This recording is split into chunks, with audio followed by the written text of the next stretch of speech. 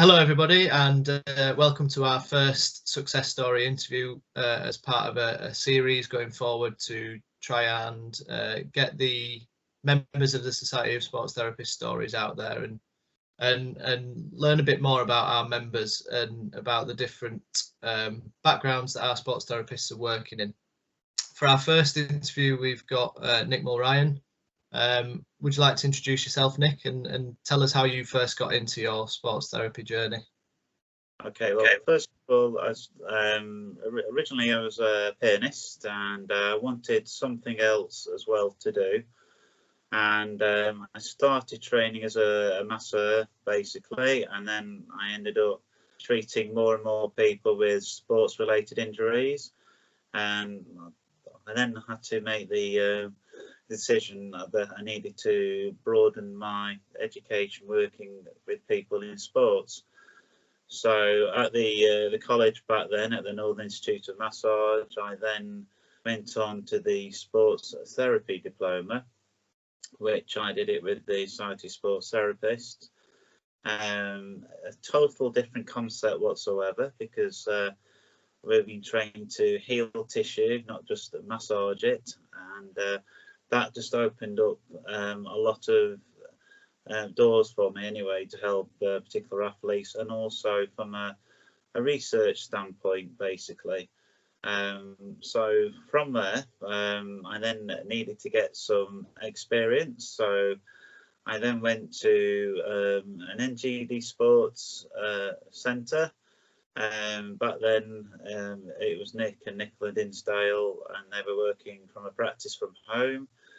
And they gave me that experience, and they explained things to me as well. And I then ended up getting on the degree course at Teesside University. So that's how I actually got into it from there. Cool. And Nick, you're a visually impaired therapist, visually impaired sports therapist. So how has that affected your sort of journey going forward? So did you have the right support? Did you have the right people to support you through your career to start with? Well, at the beginning, I was probably one of the first. So the main point was, would I be able to meet the competencies of the course? That's the foremost, because one of the main issues that we have to do as sports therapists is see information. Which is important. It's all right feeling, but you need to have a bit of vision in order to see information to know what you're treating with. So I then, at the university, I was then given the opportunity to be assessed for different equipments in order to help me with part of the degree. So things like Zoom text, for example, which magnification software, which enabled me to blow up research papers, imaging, and also I had JAWS as well, which was also a speech software, and that, and was partly through my career as software develops. Basically, you have to, even at university, you have to train the software, basically, and I then in practice I use a system called a JSA, which is based on anatomical medical dictionary as well, so I don't have to keep on referring or training the actual speech software. Yeah. Well, that's how it happened, and also at the university as well. The environment in which I worked in as well, obviously being visually impaired, you need to know exactly where things were placed. So, for example, when I was doing the rehab assessments or examinations and that, I was able to set the room up how I what I needed, basically, so I knew where things were, so that I could still compete with sighted peers, but still do it in the allocated time slots as well. I think from a vision impaired point of view, we were allowed extra time, which is acceptable, but I very rarely needed that, because I always got my work on time, and even the examination process through rehabilitation, through the examiner, we did it in the same time as any other sighted student. Cool. Did you come across any sort of barriers that would potentially have stopped you from achieving your goal to become a sports therapist, or for example, if you think about sports therapists and the different environments they work in, be it clinical, be it sporting events, were there any sort of challenges that came with working different locations? Absolutely. When I was, for example, when working in a type environment, 24 hours I would be setting up the practice. I'll be going down to the sporting event, making sure I know where my environment is, where I'm going to be working with, and familiarise myself with the actual building that I'm in. Basically, that's really essential. So things go as smoothly as possible, because you've got to be confident as a sports therapist in order to practice and treat athletes. If you're not confident in the environment, you're not going to be confident treating your patients, basically. So when I worked in vision impaired football, which I was quite proud of, because it started off as a voluntary role, and that was based in Manchester, and now we're part of the FIFA charitable football group. And I was able to work with visually impaired footballers and things like that. And working with different disabled people, that has its own responsibilities as well, especially when you're speaking to the team and treating different players in particular.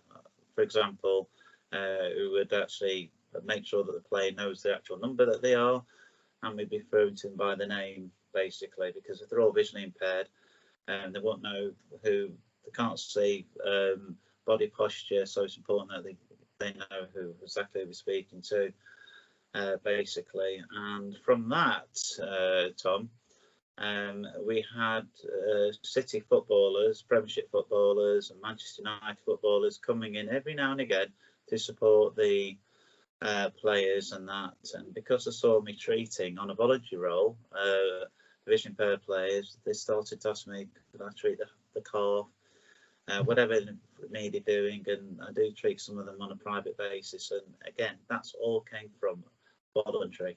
We're at the right time, the right place, I think, at the right time, and that. So that's basically how I set up. Even if I go into a different event as well, I'll be there the night before just to familiarise myself with the actual setup, basically.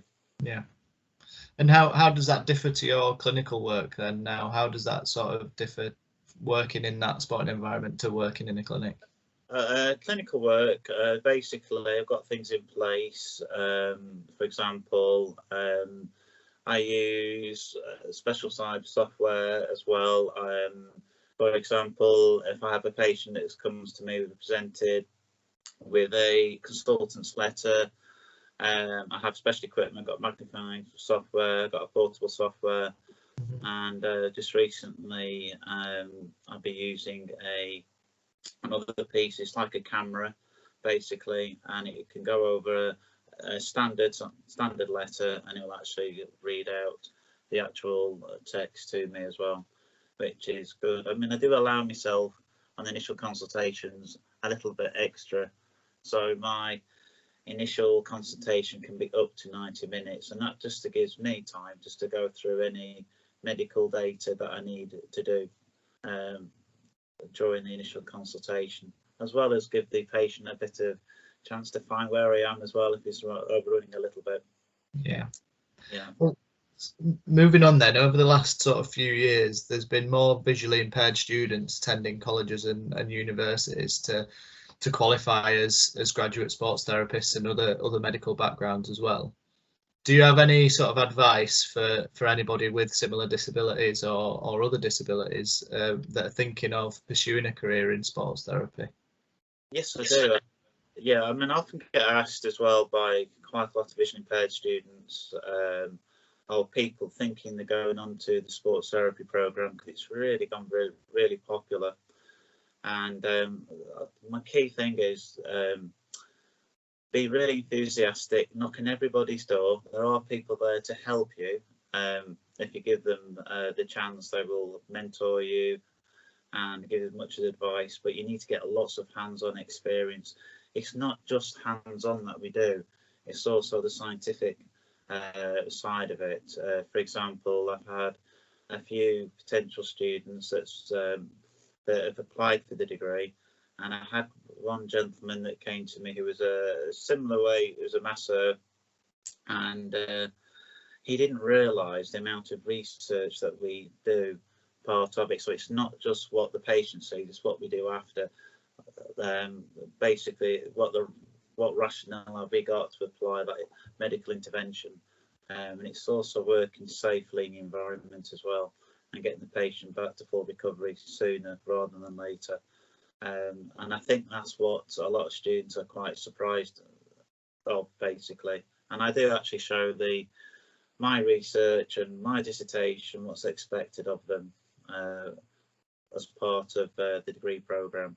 It's not just what we do in the clinic, it's what we also do outside as well. And also, I think you have to be fairly fit as well.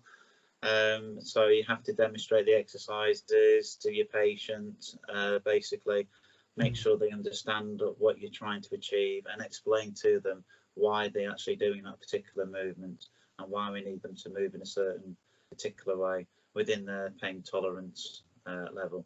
And I think quite a lot of students are quite surprised by that as well. And also, being visually impaired as well, you have to adapt to other visually impaired people as well. So, for example, I also treat some profoundly deaf people.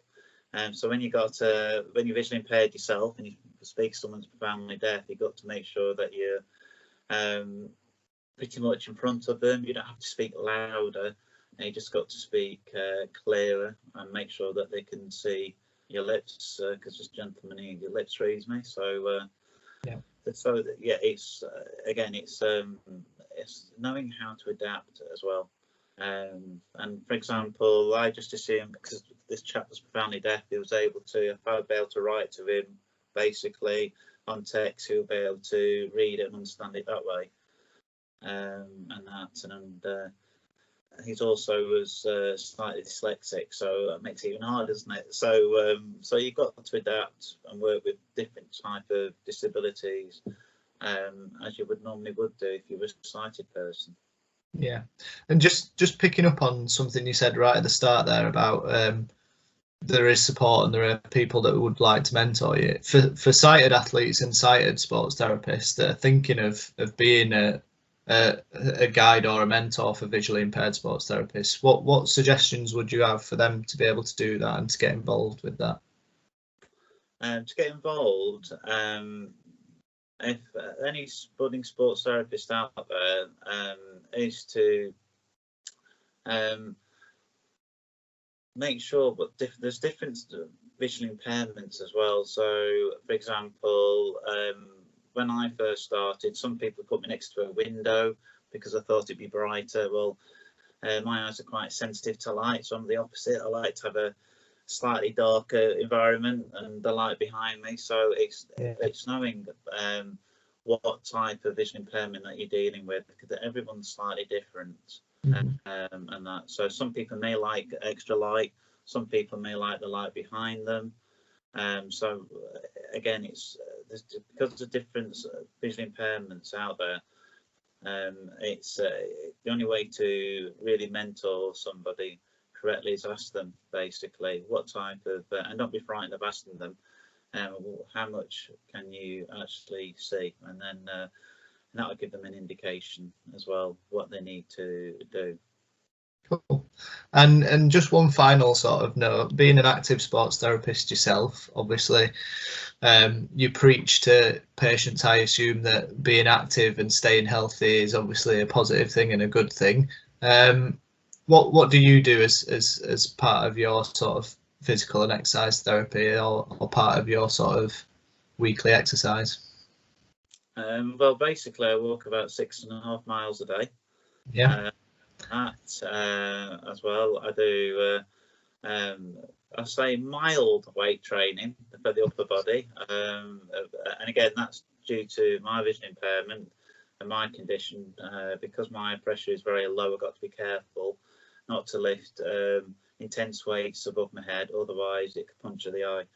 So I tend to use a lot of band work, basically. The hidden advantage with band work is that you get the peak force as you're doing concentric as well as eccentric, because you've got to control the actual band rather than let the band flick in. Because when we generally use weights and training or whatever, if we did a bicep curl, which is concentric contraction, when we do the eccentric contraction, often you'll see a lot of people just let the weight go. Yeah. Whereas if you're using a band, you have to steady the band down, so you get the peak force both ways, basically. So you know, it's important to add a bit of stress to the tissue, and a lot of people don't know this, but in order to exercise each major muscle group, either your back, shoulders, your legs, whatever, it's only 1 minute per muscle group per week if you want to get away with the barest minimum of it. But that's what the research says. So anyway, Tom, but basically it's just keeping yourself active and focusing on what you can do as well. That's the main priority as well. Cool. Well, thank you very much for talking to us. Is there anything that you would want to sort of add to anything that you've said, or build on anything that you've said before we finish? Any sort of parting thoughts? Yeah, I think anyone that's wanting to be a sports therapist or training sports therapy, and you're sitting there at home thinking, God, I wish I could do this and do that, it is achievable. If you're enthusiastic enough and you show a lot of interest, there are people out there to help you, because I won't be in the position where I am today without the help of the Society Sports Therapist and being put in touch or contact with other senior members, basically, because they've helped me an awful lot to become who I am today. And obviously you put your own niche on it in your own clinic environment, and you work within your limitations, which I always do anyway, and it's just giving that chance to people, basically, because people can excel and you can actually be really good at it if you want to be good at it as well. And like I said, just get as much hands-on experience, whether it's just clinical and also the research as well. It's really important, that, because it's what the university taught me, is how to enable to do the research to make sure what I'm doing is going to be effective, and working with that particular patient and tweaking it for that particular patient. Great. Well, thank you very much for speaking to us. If anybody listening wants to find out more about Nick and the Society of Sports Therapists, then please visit the Society of Sports Therapists website. Thanks again, Nick, for talking to us today, and we'll hopefully hear more from you in the future. Thank you very much, Tom.